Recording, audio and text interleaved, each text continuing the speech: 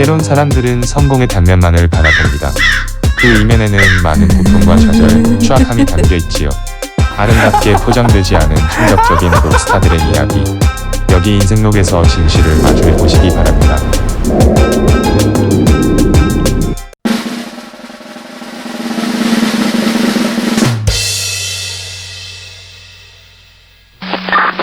식은 땀이 나고 미세한 떨림이 계속됐습니다. 마음이 좀처럼 진정되지 않았습니다. 하지만 멈출 수 없는 분노가 그를 끊임없이 재촉했습니다. 홀든 콜필드는 위선자를 용서하지 않아. 그는 같은 말을 수차례 되뇌이며 호텔 건물을 응시했습니다. 호흡이 가늘게 떨려왔습니다. 마침 산책을 마치고 돌아오던 가정부와 5살짜리 아이와 눈이 마주쳤습니다. 그는 아이 앞에 다가가 박수를 나누며 정말 아름다운 소년이라 칭찬했습니다. 소년은 개시시 웃으며 손을 흔들었습니다. 그는 멀어져 가는 소년을 뒤로 한 채 품 안에 숨긴 38구경 리볼버를 움켜잡았습니다. 전부 5발, 1000벌을 내리기에 충분한 숫자였습니다. 그 위선자는 세상에 존재하지 말아야 했습니다. 리무진이 호텔 앞에 멈춰섰습니다. 드디어 기다리던 순간이 왔다는 것을 깨달았습니다. 그는 서서히 리볼버의 총구의 손가락을 가져갔습니다. 1966년 3월 미국의 잡지 뉴스윅에서 한 인터뷰 기사가 게재되었습니다. 기독교는 없어질 것입니다. 기독교는 사라지고 축소될 것입니다. 논쟁할 필요 없이 제가 옳고 제가 맞다는 것이 증명될 것입니다. 지금은 예수님보다 저희가 더 인기가 많습니다. 그의 인터뷰는 사회적으로 큰 문제를 일으켰습니다. 미국 기독교 단체에서 불매운동이 계속되었습니다. 사람들은 그들의 음반을 불태웠고 몇몇 라디오 방송국에서는 그들의 노래를 틀지 않았습니다. 불매운동은 미국을 넘어 멕시코, 남아프리카, 그리고 스페인까지 퍼졌고 그들은 공개적으로 프레스 컨퍼런스를 열어 마지못해 사과를 해야 했습니다. 그 인터뷰 기사는 지금까지 얻었던 인기에 치명적인 영향을 끼치고 있었습니다. 매니저가 시키는 대로 결혼 사실을 숨겼으며 아이가 태어난 순간에도 함께하지 않으면서까지 공연을 하며 힘겹게 이뤄놓은 모든 것이 말 한마디로 무너져 내리고 있었습니다. 결국 밴드는 투어를 중단하고 휴식기를 갖게 되었습니다. 분노와 폭력으로 아내를 다뤘던 그는 어린 아들에게도 소홀했습니다. 그동안 신경 쓰지 않았던 아내와 아들을 위해 시간을 함께 보낼까 잠시나마 생각했지만 그는 결국 대부분의 시간을 나머지 멤버들과 다음 앨범 작업에 쏟아부었습니다. 어느 날 전시회에서 만난 전위 예술가 여성에게 푹 빠진 뒤 아내가 없는 사이 그녀를 집으로 초대해 같이 밤을 보냈습니다. 집으로 돌아온 아내는 자신의 목욕 가운을 입은 그녀가 그와 차를 마시고 있는 것을 발견했습니다. 하지만 그의 반응은 냉담했습니다. 그가 아내에게 한 말은 그저 안녕뿐이었습니다. 존 레논. 그의 어린 시절은 불행했습니다.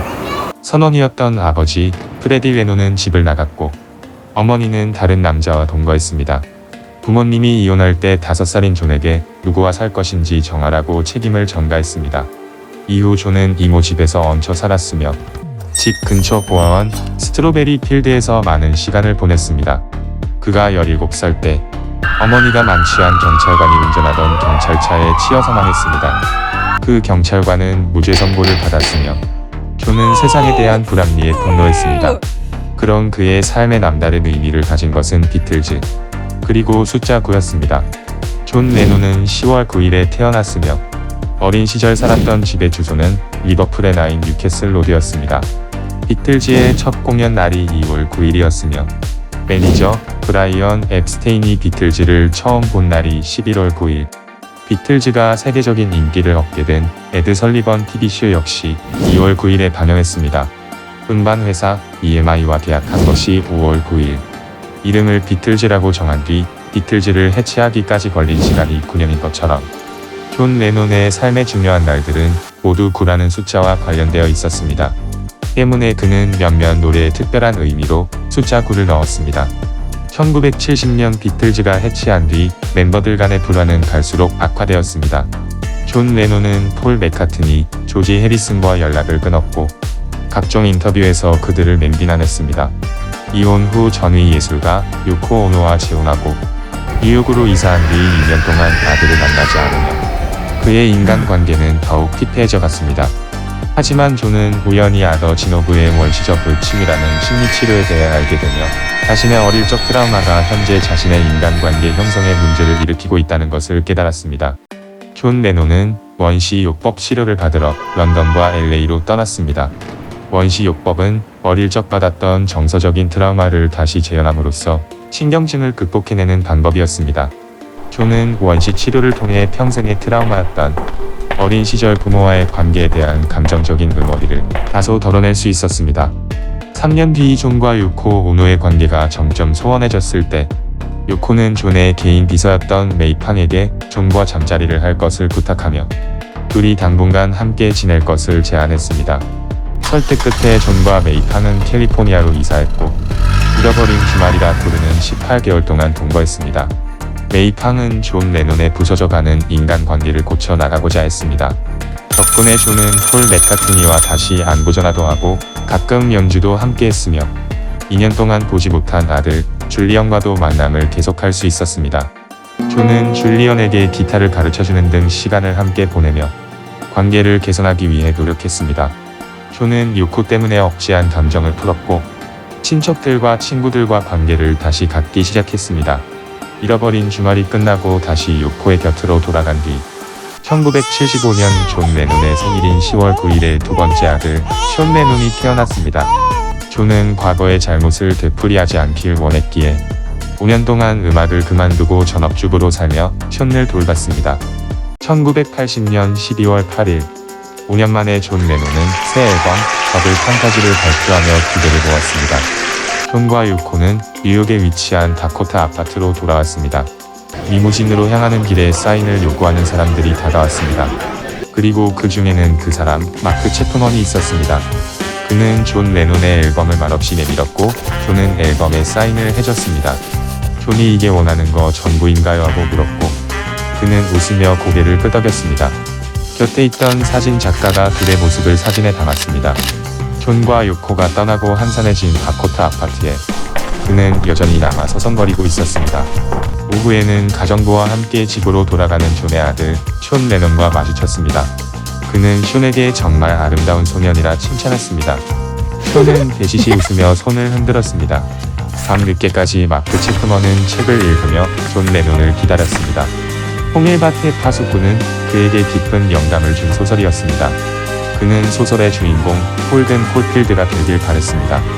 홍일밭의 파수꾼처럼 위선자들에 대한 분노는 터져갔고 그들을 처단을 하기로 마음먹었습니다. 예수보다 인기가 있다고 자부하며 신을 믿지 않는다는 헛소리를 하는 인간.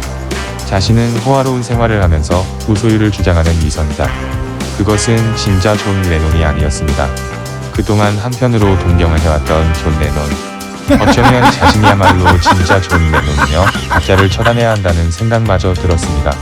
그는 밤 늦게까지 다코타 아파트에서 존 레논을 기다렸습니다. 아침에 사인을 받았을 때가 문득 기억났습니다. 자신을 위해 침착하게 기다려준 존 레논은 의외로 매우 점잖고 친절한 사람이라 느껴졌습니다. 하지만 그렇다고 해서 위선자를 처단하려는 결심은 흔들리지 않았습니다. 아니, 흔들려서는 안 됐습니다. 밤 10시 50분 고요한 밤하늘에 5발의 총성이 흩어졌습니다. 그리고 다시 잠시 정적이 흘렀습니다. 호텔의 도어맨이 놀라서 외치는 소리가 들렸습니다. 마크 채프먼에게 무슨 짓을 한 것인지 되묻자 그는 내가 방금 존 레논을 쏘았다고 말했습니다. 그리고는 경찰이 올 때까지 다시 홍일밭의 파수꾼을 꺼내 읽기 시작했습니다. 존 레논은 루즈벨트 병원 응급실로 급히 이송되었고 20분 가까이 그를 되살리기 위해 노력했지만 결국 40세의 나이로 사망했습니다. 시각은 영국 리버풀 시간으로 12월 9일이었습니다. 12월 14일 전 세계의 수백만의 사람들이 존 레논을 기억하기 위해 10분간 묵념했습니다. 리버풀에는 3만 명이 총격이 벌어졌던 다코타 호텔과 가까운 센트럴 파크에 22만 5천 명이 모였습니다. 그 10분 동안 뉴욕시의 모든 라디오는 방송을 멈췄습니다. 심신미약을 주장하라는 변호사의 조언에도 불구하고 채프먼은 신의 뜻이라며 살인에 대한 유죄를 인정했습니다. 그는 법정에서 연설할 기회에 홍일밭의 파수꾼의 한 구절을 읽었습니다.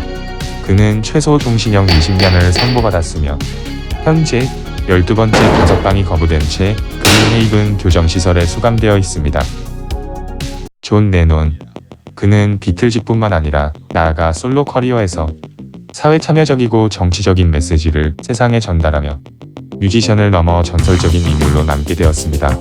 하지만 가정에 폭력적이며 책임감이 결여되었던 모습과 세상에 부르짖던 신념과는 정반대의 삶을 살았던 모순된 행동들은 과연 그가 인격적으로도 존경받아야 할 인물인지 의문이 남을 수밖에 없습니다. 성공은 타고난 재능에 의해서만 이루어지는 걸까요? 아님 인격적인 성숙함을 동반해야 되는 걸까요? 알 수 없는 인생을 산 존 레논. 여기 인생록에서 알아봤습니다.